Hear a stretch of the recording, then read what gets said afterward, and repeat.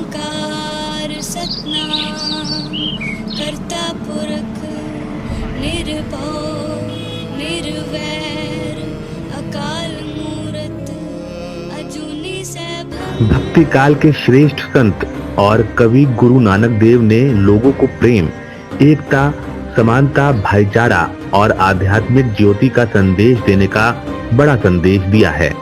लेकिन इन्हीं नानक, कबीर, गौतम और गांधी की धरती पर सारी शिक्षा और मानवता को ताक पर रखकर 1984 में जिस तरह निर्दोष सिखों का नरसंहार किया गया, वह भारतीय लोकतंत्र पर एक काला धब्बा और कभी न भूला जाने वाला दुस्वप्न है।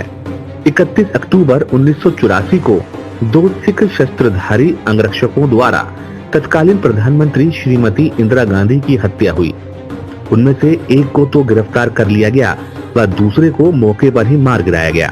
देश का और बड़ा दुर्भाग्य ये रहा कि 1 नवंबर 1984 की सुबह से न केवल राजधानी दिल्ली बल्कि भारत के कई राज्यों में सिखों का नरसंहार शुरू हो गया था।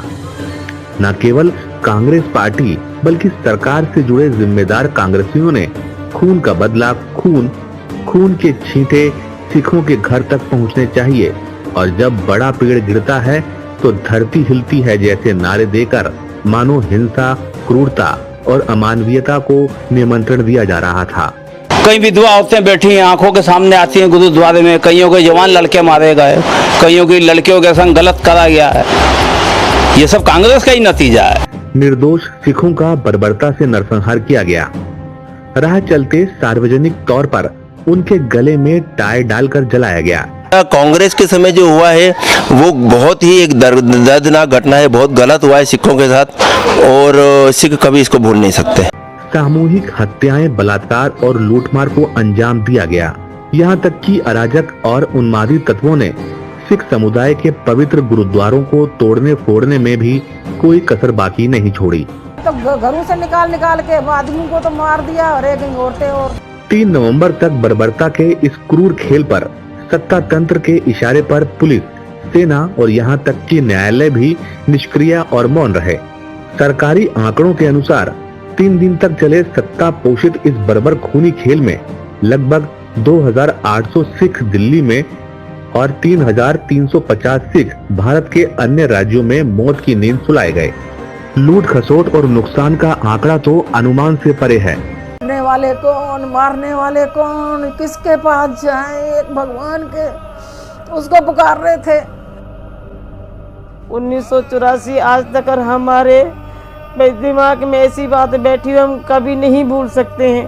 सरकारी तंत्र की इस बेलगाम अराजकता से अलग देश में दूसरी तस्वीर उन सेवा संस्थाओं और उदार हृदय व्यक्तियों की भी थी जिन्होंने मानवता, दया और करुणा भाव को जीवंत कर अपने असुरक्षित और विवश बंधुओं को छाती से लगाकर उन्हें अपने घर में शरण देकर सुरक्षित बचाया।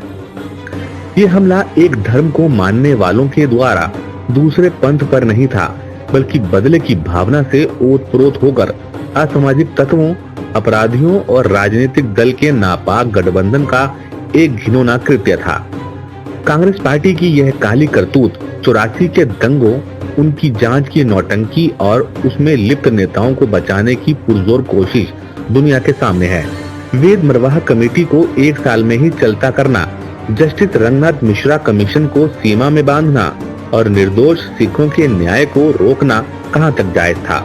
लेकिन प्रश्न यही उठता है कि केवल सत्ता के लिए आतुर और किसी भी स्तर तक गिरने वाली कभी चीन, कभी पाकिस्तान का गुणगान और कभी इस्लामी आतंकवाद को जायज ठहराने वाली कांग्रेस पार्टी का ज़मीर कब जागेगा।